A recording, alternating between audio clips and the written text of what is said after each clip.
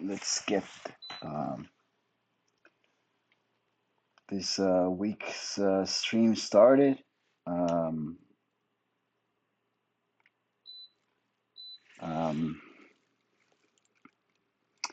Something here really, really gauging how the crypto sentiment. Um, I mean, looks like Vitalik continues to sell Ethereum. I mean, it's the current sentiment in crypto is I will say an all-time low, and it doesn't seem to to doesn't seem to find a bottom yet. You know, so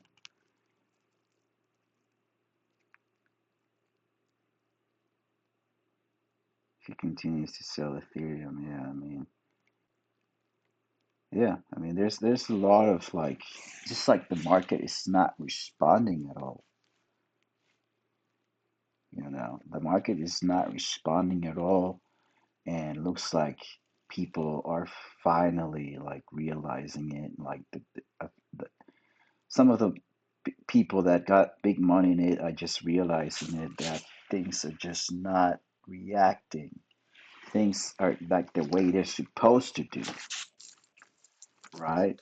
Crypto's not reacting the way it's supposed to do. People are just selling, and now they're selling even more because of a possible downturn, like market-wide downturn that we've been seeing. And there's, the people are gonna even sell crypto at an accelerating pace because of the recent AI fears, the recent tariffs,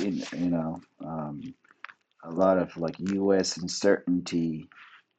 So, what makes you? Why would you hold crypto? Why are you still holding any crypto if there's so much macro uncertainty and macro fears right now? Why on earth would you hold any crypto right now? I mean, that's beyond me. It looks like finally, like some people are, the people that are heavily invested, like Vitalik and some other per people, are finally realizing, coming to senses, and saying, hey, well, maybe it's time to de-risk. Maybe it's time to take profits.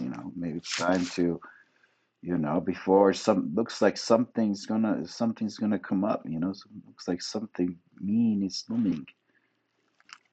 So it's not a bad time to take profits. It's not a bad time to sell. So, you know, my thesis it's remains bearish. I've been bearish since 25/8, since February 3rd. You can watch my video, and there I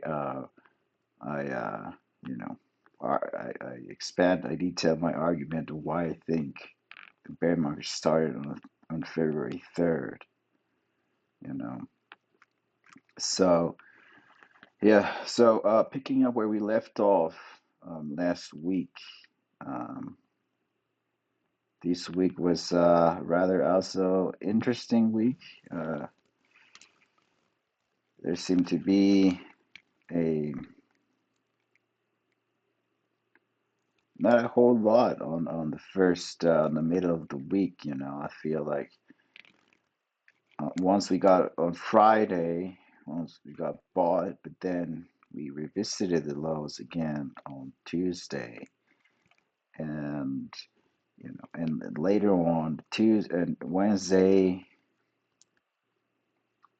Thursday, and Wednesday and Thursday, right? Wednesday and Thursday, sorry, where um,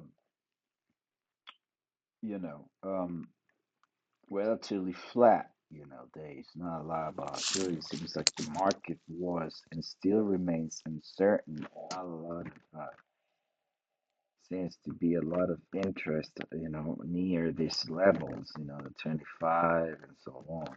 So seems like the market is not reacting, it's not buying anything now, so I expect to break 24 sooner rather than later. Maybe we get to see that this week.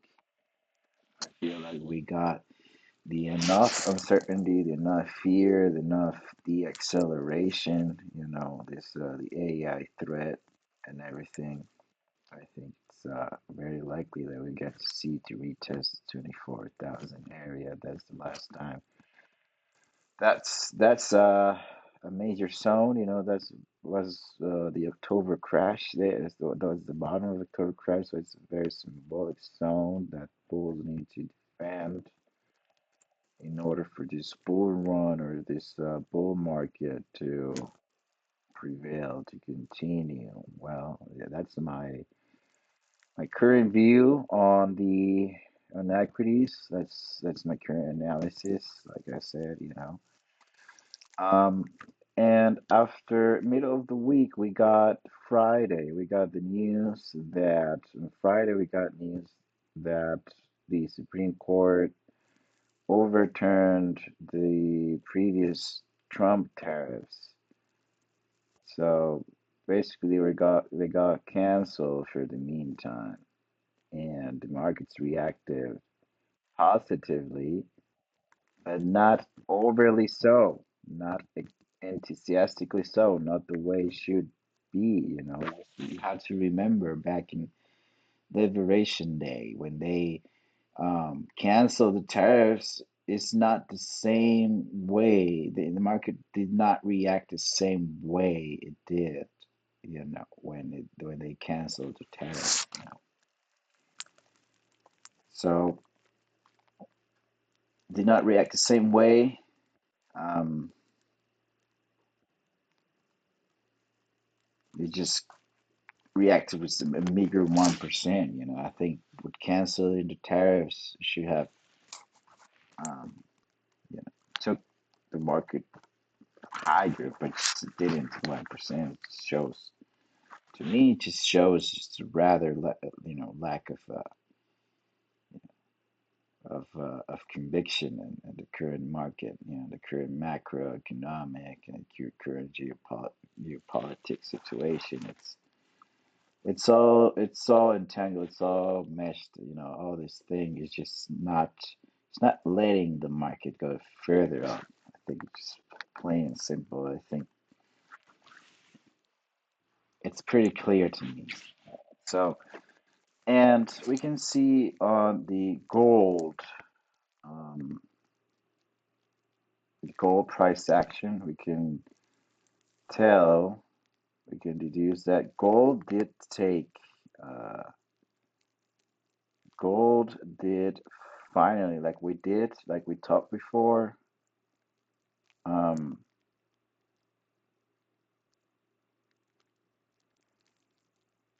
you know. So gold did react positively, had a positive week, you know. It had a positive week. Gold finally burst on Friday. That's what it needed to. It burst from this um 5,000, 5,100 household range, right? So this was the range that was very important to break. It was 5,100 resistance level, and that's gold. All that gold needed to break these levels was just another story like this. Another story of uncertainty, another story of Supreme Court, lack of independence, lack of political constitutionalism, lack of respect to the Constitution, lack of just overall uncertainty and overall um, conflict and inner turmoil. That's what all it needed to break that again, to wake up again, because we've been on ever since the gold took a dive. It's been ranging. It's been trying to pick up heat again. It's been trying to continue further. That's my thesis, that it will continue to go further as long as it as long as they keep postponing, as long as there's no Fed independence, as long as the debt's not, the debt problem is not solved, it just keeps postponing. All of that, as long as inflation is not tame, as long as unemployment's rise, um, as long as there's a possible um, threat of stagflation in the economy, as long as those things keep happening and keeps circling around everybody's minds and economy, gold's gonna keep rising. It's gonna keep going up.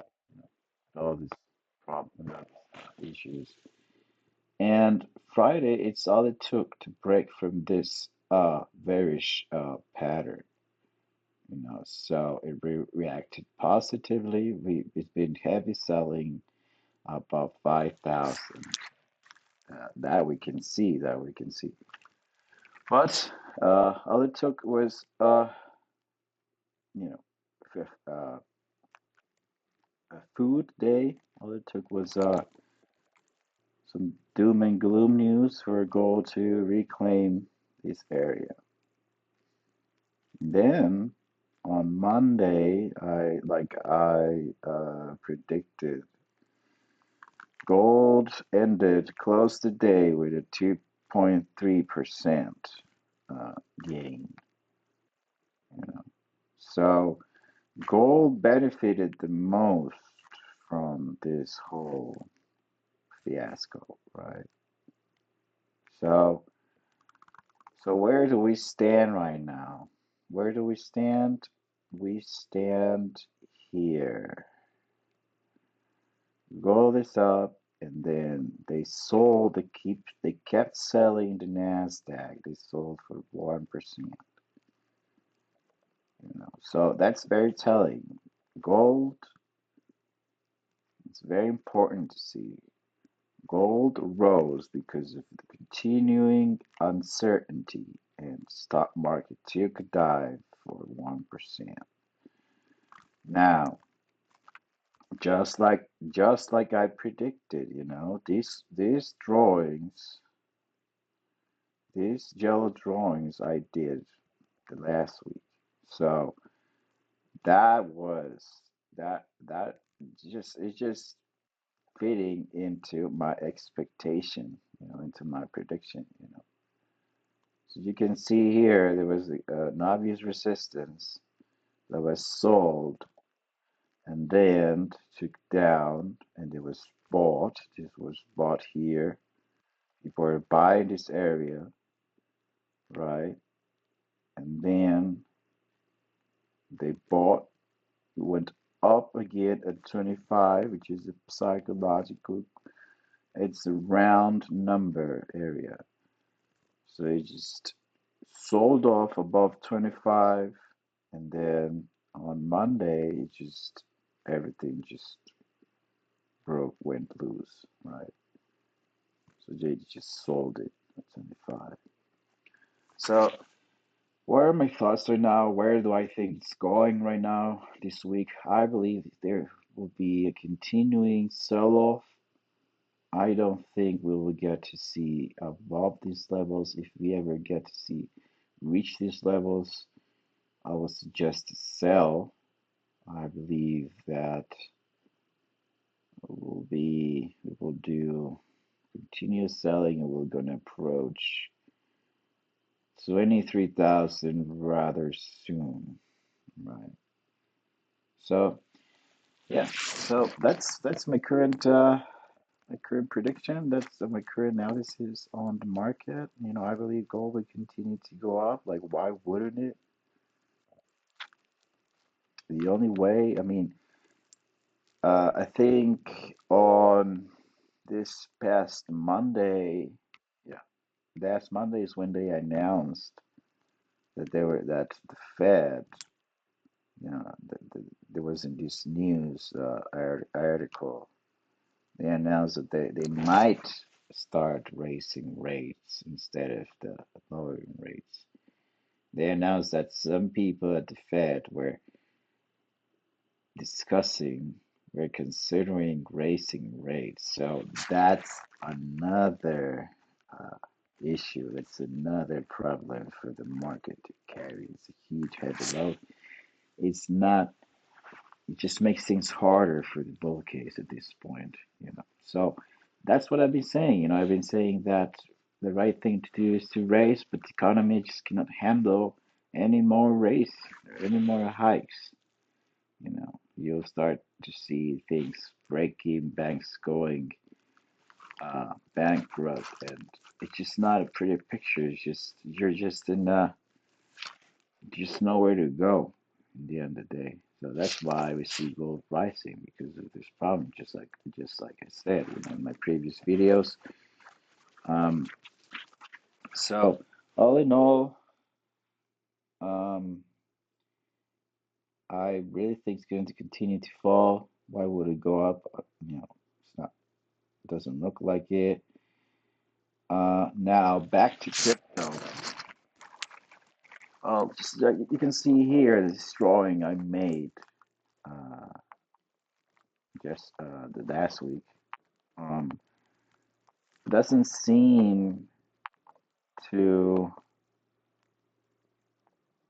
catch a relief, to catch a bounce at all. Just like I predicted, I predicted that it was going to go stay flat for a while. I didn't predict that it was going to go up or anything like that.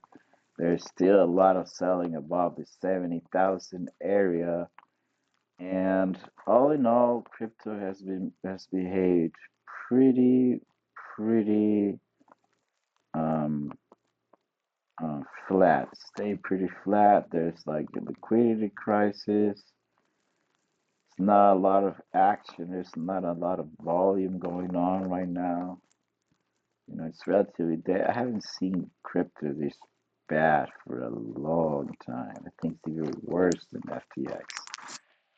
This is it's pretty bad. People are losing a lot of hope. People are just completely lost hope. In crypto. It's been quite a catastrophe. Probably the worst catastrophe of recent times. Like in complete, in the entire asset class. It's quite unprecedented. You know, I think people need to go to jail. People need to face justice. A lot of people have been hurt. A lot of people have been taken out of business because of this whole crypto fiasco. Yeah, I mean it's been quite abysmal. Like I don't believe it's gonna recover anytime soon. I think probably like next year. I mean, I made a prediction last video that we might take Sailor's liquidation level, which is 8,000, when he finally made it public, which that only gives fuel to the bears.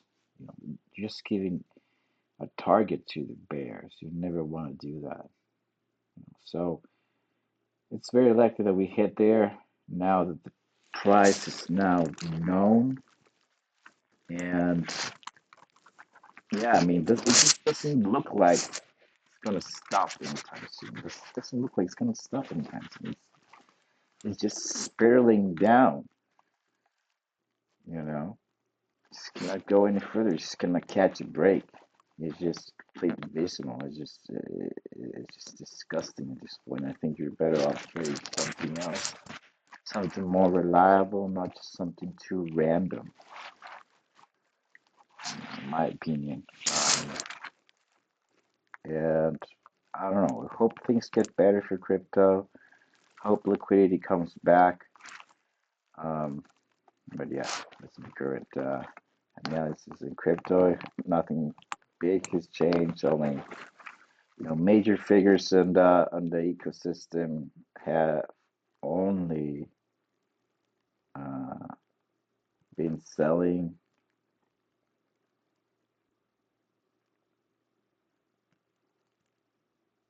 Yeah, it's the second biggest. Yeah, I mean it's been insane.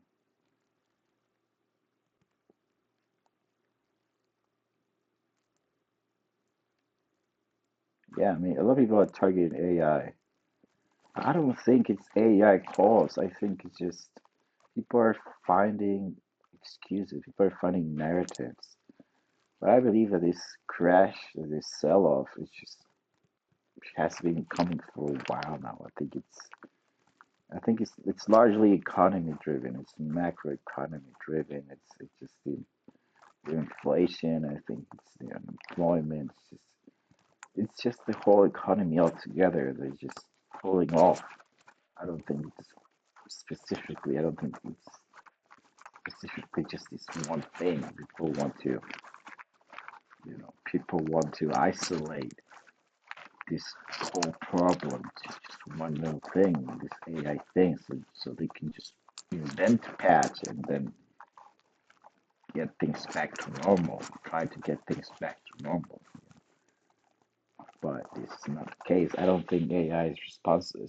It's someone responsible, but it's not the real. It's not the real responsible for this whole thing. It's a catalyzer for sure. It doesn't mean that it's the only. You know, it's the regional cause, to say. Yeah. So, um,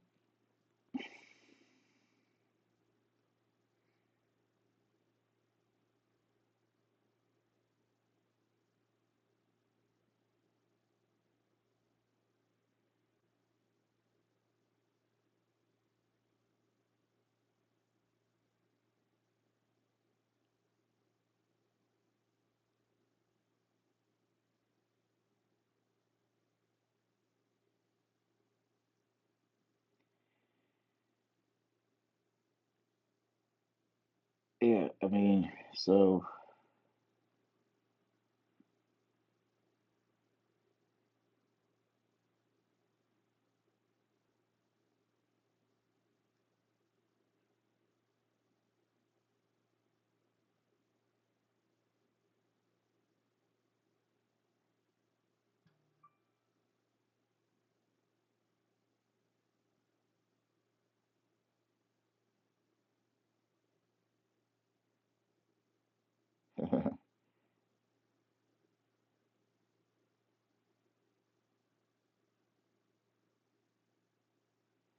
yeah, I mean,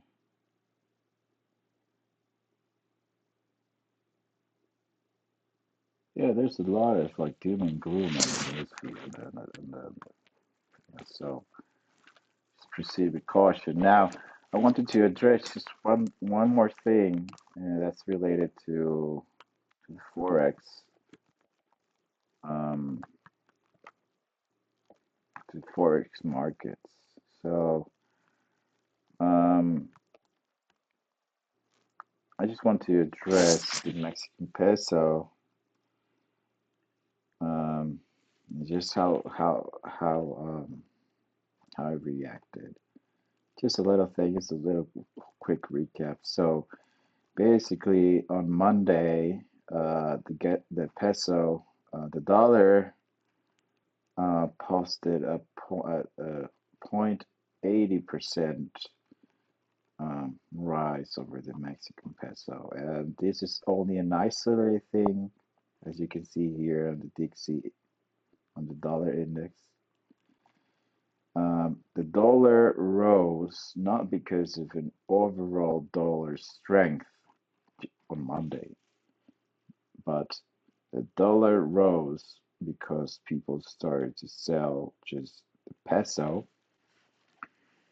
because there was a huge, how to say, there was this major cartel leader, uh, cartel, this drug lord who was killed, who was fatal shootout where 30 people, 60 people died altogether, and they shoot this they shot, they killed was this major drug lord, probably the biggest in Mexico, probably the same stature as the same uh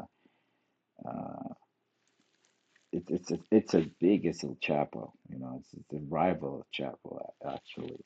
So this guy was biggest, and they killed him, and then in the entire Mexico there occurred this huge wave of revolts, of people that are linked to cartels that started to burn and started to block highways and started to take and cause disruptions and burn things and so on, in a way to pressure the government not to do these things and so on. So that attracted a lot of attention from news outlets all over the world. So it didn't give a pretty picture to the world. It didn't give Mexico a pretty picture, and this caused a lot of uncertainty. This caused a lot of disruption in the financial markets too. That we can see here on Monday, precisely. So it's just a little thing to know how forex markets, how currency markets are also driven by news. So you can take advantage of these news before or during they have during while they happen, and this can work in your favor. Just a little thing, I just want to show you that um, why dollar rose um, to the Mexican peso yesterday. Just quite some things to have in mind. How news in general dominate and control and move financial markets. So all in all, so that's what I basically wanted to talk about. I hope you have a nice week, and yeah, just don't take things too seriously. Relax, take some time off, don't spend all your time in front of screens, and basically just take it slow. So just take care, and we'll see us next week.